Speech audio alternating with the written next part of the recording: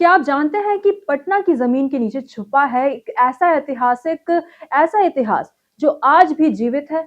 ये वही जगह है जहां मगध साम्राज्य की शानदार विरासत अब भी दिखाई देती है और इसका सबसे अच्छा उदाहरण है कुम्हरार पार्क। कुम्हरार पार्क में मौर्यकालीन 80 स्तंभों वाला बड़ा सभागार और प्राचीन वास्तुकला आज भी लोगों को हैरान कर देता है।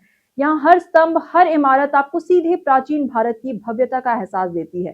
लेकिन समय और प्रकृति ने भी अपनी छाप छोड़ी है। बढ़ते भूजल स्तर की वजह से कई स्तंभ जलमग्न हो गए।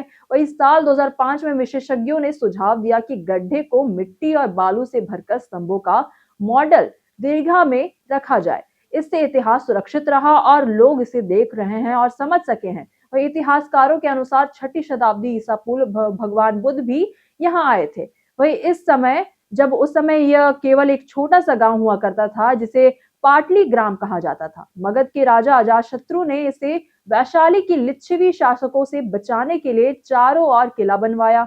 बाद में 5वीं शताब्दी ईसा पूर्व में उसी के बीच में उनके पुत्र और उत्तराधिकारी राजा उदयन ने राजधानी को राजगृह यानी कि राजगीर से पाटलिपुत्र में बदल दिया। इसके बाद यह शहर धीरे धीरे मगध साम्राज्य का सबसे महत्वपूर्ण केंद्र बन गया।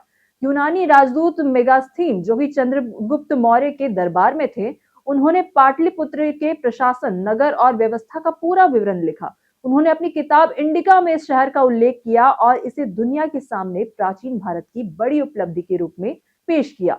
आज पाटलिपुत्र दीर्घा में प्राचीन पाटलिपुत्र का इतिहास, कला और वास्तुकला देखी जा सकती है। बुलंदी बाग और कुम्हरार के उत्खनन से मिली चीजें यहाँ सुरक्षित रखी गई है।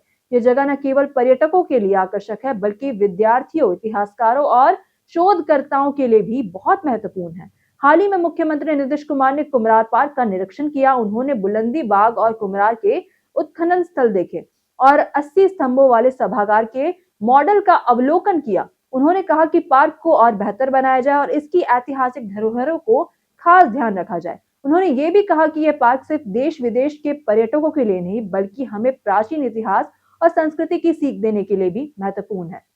वहीं कुम्हरार पार्क अब पटना की प्राचीन विरासत का जीवंत प्रतीक बन गया है। यहाँ हर स्तंभ, हर अवशेष, हर दीर्घा प्राचीन भारत की कला, संस्कृति और वास्तुकला की कहानी बताती है। अगर आप इतिहास, कला और संस्कृति का असली अनुभव लेना चाहते हैं तो कुम्हरार पार्क आपका इंतजार कर रहा है। ये सिर्फ एक पार्क नहीं बल्कि हमारी प्राचीन विरासत का जीवंत स्मारक है।